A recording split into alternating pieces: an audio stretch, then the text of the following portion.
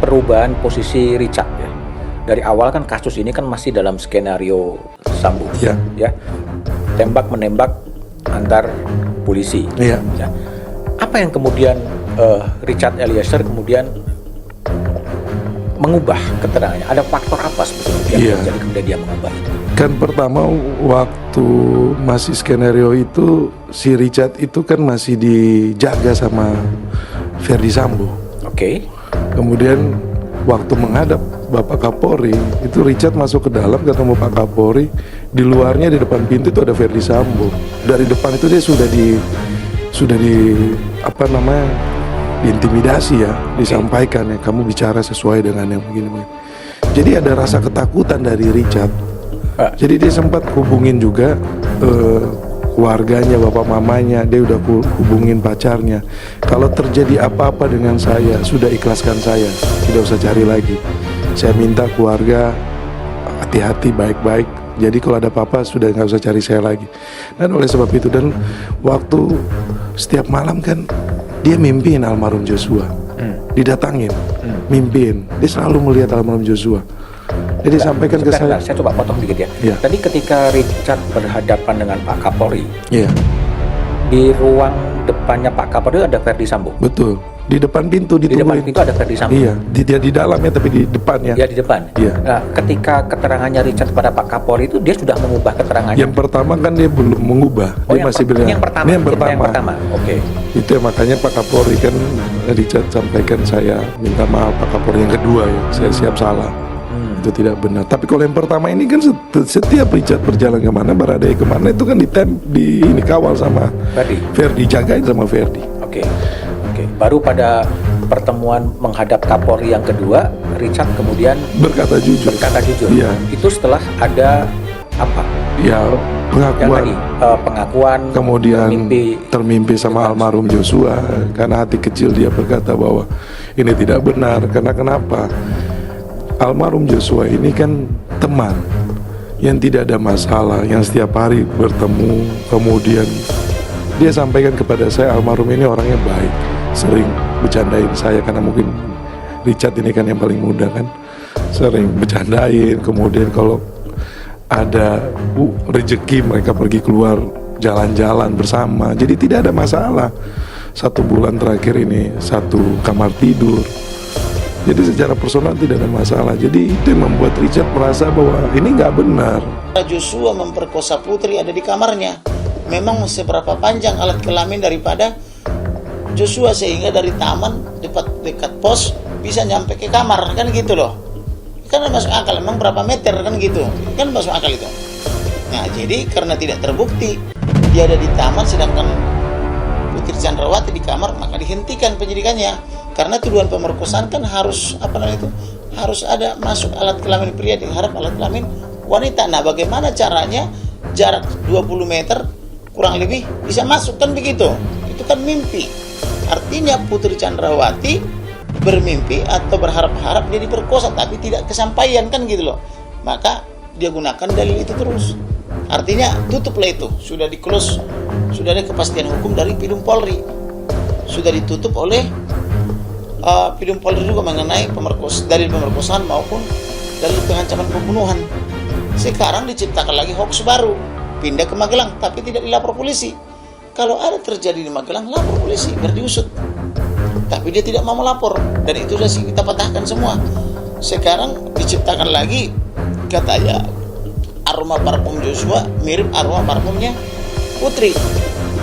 Habis itu diganti lagi hoaxnya, Joshua dituduh mau menembak fotonya Ferdi Sambo. Diganti lagi hoaxnya, kemudian dibilang ada pacar gelap atau pacar lain. Lah, sesing ke kelab malam. Siapa yang melihat ini?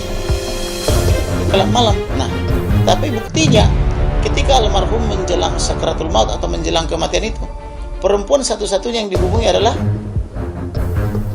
Vera.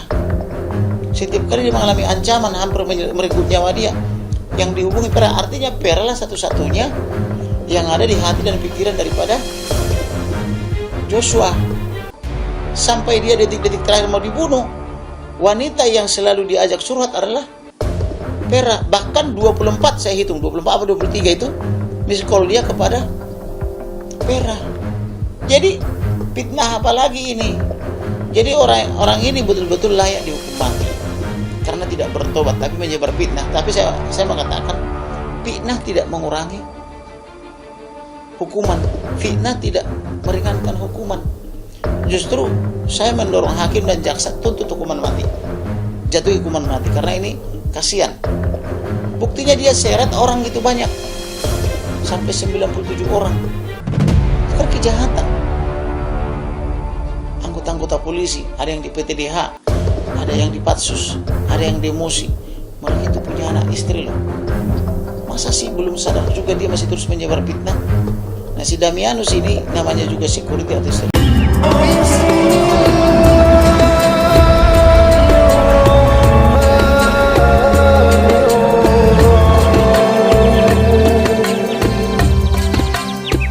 Assalamualaikum warahmatullahi wabarakatuh. Itu bukan hanya urusan di saat pemilihan presiden. Setiap saat pun kita harus waspada dengan berita-berita dusta. Kalau ada datang orang fasik dengan berita fatabayyan, hendaknya kita tabayyun. Tabayyun itu bagaimana? Tabayyun itu adalah kita klarifikasi. Di saat berita itu ada berita miring. Artinya begini, kaidahnya sederhana. Kapan Anda mendengar berita jelek tentang seseorang, jangan Anda percaya. Pertama, jangan langsung Anda percaya. Kalau ternyata Anda perlu tahu, bukan mempercayai, tapi klarifikasi. Selagi Anda belum bisa klarifikasi, maka Anda tidak boleh mempercayai. Langsung tepis, tidak mempercayai bahaya berita negatif. Kalau Anda tidak mempercayai, biar berita negatif tentang seseorang, tentang kejelekan seseorang, maka tidak akan berbahaya kepada Anda. Biarpun misalnya dia benar-benar jelek, si fulan pemabuk, si fulan penjudi, si fulan ini. Anda tidak percaya, nggak merugikan Anda. Tapi kalau ternyata Anda harus tahu, karena Anda punya kepentingan, mungkin Anda ingin menikahkan putri Anda dengan dia dan sebagainya, mungkin Anda boleh bertanya. Tapi pertama dengan cara yang benar, melalui jalur yang benar. Jadi kaidahnya, jika ada berita-berita yang, kalau berita baik tentang seseorang sudahlah aman. Berita baik tentang seorang diterima. Tapi kalau berita jelek, ini berita jelek. Hoax itu berarti berita jelek nanti. Kalau berita kebaikan, sudahlah aman, nggak ada masalah, karena tidak akan suudzon kepada seseorang. Kita tidak akan berurusan dengan seseorang. Umumnya seperti itu, biarpun ada pengecualian nanti. Jika ada berita buruk tentang seseorang, pertama jangan Anda mudah percaya. Anda ahli iman. Al-Quran kan kalau datang berita seorang fasik, fatabayyanu, bertanyalah. Kalau ada berita yang miring, negatif, maka jangan percaya dulu. Kalau sampai sini Anda bisa tenang, tidak ada masalah, aman. Tapi kalau ternyata Anda masih ada gundah, karena ini ada urusannya dengan permasalahan rumah tangga Anda, keluarga Anda, atau negeri Anda misalnya, baru Anda mau bertanya. Bertanya bukan mempercayai, tidak. Klarifikasi. Kalau Anda belum sampai bisa klarifikasi, Anda harus diam. Tidak boleh mempercayai. Tidak boleh sampai.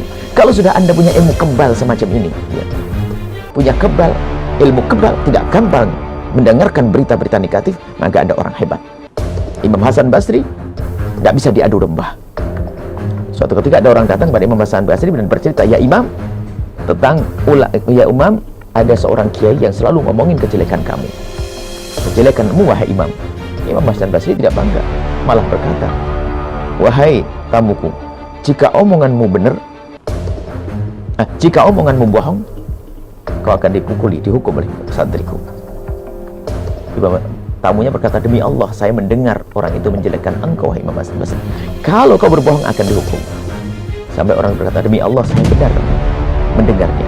Lalu dilanjut oleh Imam Hasan Basri, kalau ternyata omonganmu salah, kalau ternyata omonganmu benar. Nih, kalau pertama tadi, kalau bohong kamu akan dihukum. Benar saya ngomong, ini benar Imam.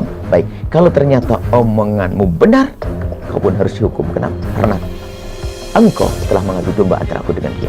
Orang besar nggak boleh mudah percaya. Apalagi seorang sahabat karib sahabat. Kalau Anda punya jiwa, punya hati, belum tertata, belum punya kekebalan, mahabbah dengan saudara, Anda dengar berita seorang, Anda terima. Berita seorang terima. Anda akan punya musuh kepada. Alangkah busuknya hati kita saat itu. Mendengar berita langsung terima. Na'udzubillah. Kita harus waspada.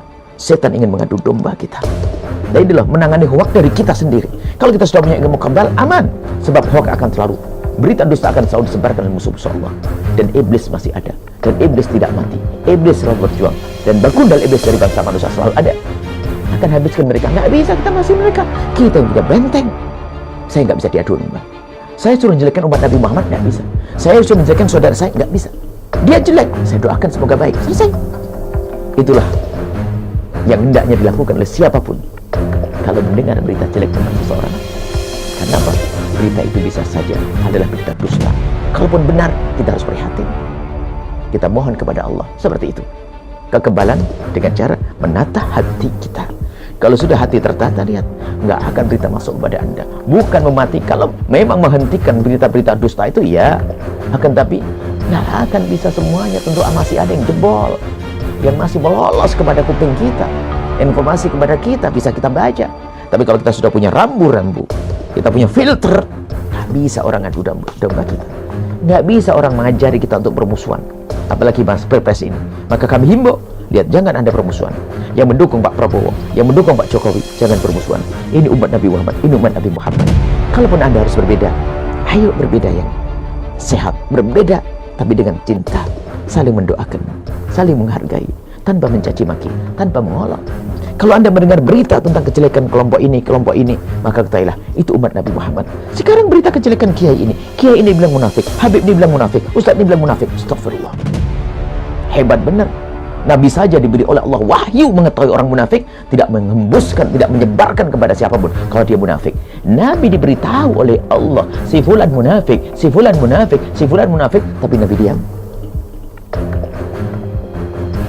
Tapi kita seorang sudah tahu munafik. Alamatun nifaq, alamat munafik. Itu baru alamat. Alamat nifaq yang disampaikan oleh Nabi untuk koreksi diri kita agar kita tidak punya sifat-sifat semacam itu.